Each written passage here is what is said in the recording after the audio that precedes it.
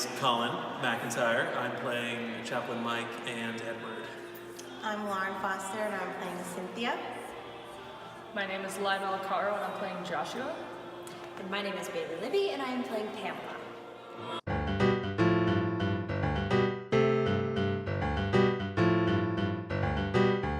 I'm the king. I play Pamela. She is Cynthia's girlfriend, and I really love playing her because she's a happy-go-lucky character. She's got a lot of positivity in her, even though she's gone through her own hardships like earlier on in her life. So I mean, it's fun to be like this character that is a little bit of shiny and hopeful and the rock for Cynthia, hopefully. So I play Joshua. Joshua is a teenage boy who is struggling with an eating disorder because of abuse from his father. I think that there is so much to unpack with this character in terms of nuance, in terms of his own self-confidence, his relationship with his family and how that affects his self-confidence, and him kind of taking ownership of his narrative at first in a toxic way and then learning to do that in a healthy way. And I think that there's so many facets of this character that I have been excited to dig into and can continue to be excited to sort of unfold and watch unfold, in myself as we do this work together. And it really helps to have a wonderful cast to support me and can bring out those, moments for Joshua. Cynthia is a young college student, and this play follows her life and the challenges that she faces within herself and her inner demons. She struggles with having no support from her parents, her struggle with her faith in God, and it's her struggles and her finding herself. How does she grow? Where does she go? What is her outlet is something that I'm finding a little difficult to comprehend.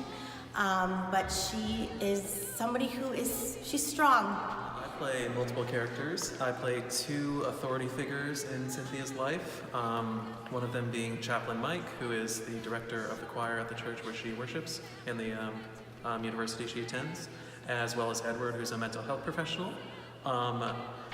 They are kind of two of Cynthia's principal obstacles during the show, and although it's very easy to make them sort of archetypal villains, I think, and I don't blame anybody who does see them that way, especially anybody who's been on the receiving end of this sort of treatment from similar figures. But at the same time, as an actor preparing to play them, I really see them as coming, as misguided as they may be, coming from a place of caring and wanting to legitimately help. In terms of Chaplain Mike, he's the way that he wants to help is to bring what he considers a sinner back into the light of God. And in terms of Edward, I think he does want to help, but he's seen so much failure and so much struggle in this kind of very difficult area of medicine that it's hard for him to really look at things on an individual basis and try to help the person sitting in front of him and see them as more than just a cog in a machine.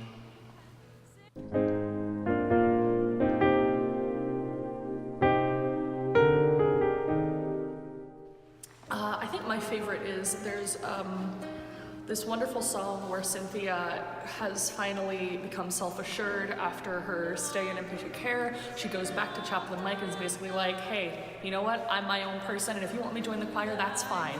I'm a good person. I don't need your narrow-minded, way of thinking.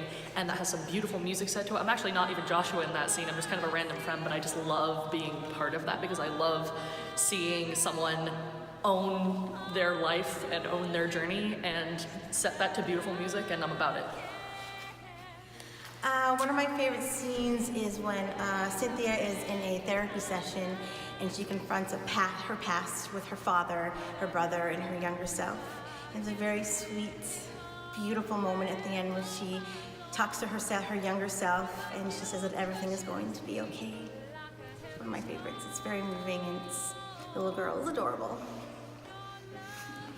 My favorite scene, in the most perverse sense of that word, is the scene in which Cynthia comes out to Chaplain Mike and essentially asks if she can remain in the choir, to which his response is no.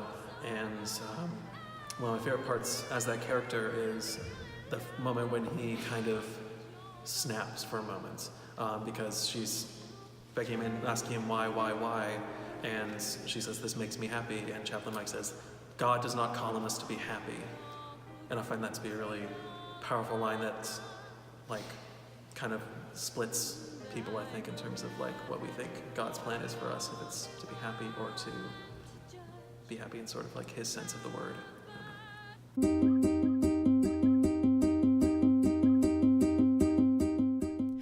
I would say that although the show does have its lighter, more jovial moments, and some triumphant moments as well, I would be prepared to come and be sad, and not only be sad, but also be willing to embrace that feeling and sort of allow yourself to experience what a lot of people who go through these issues experience.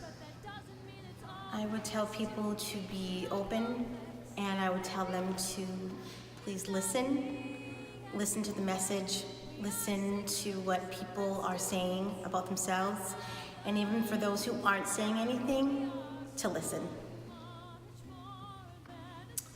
I would say that the best kind of person to come to this show is someone who doesn't have experience with this and who wants to learn.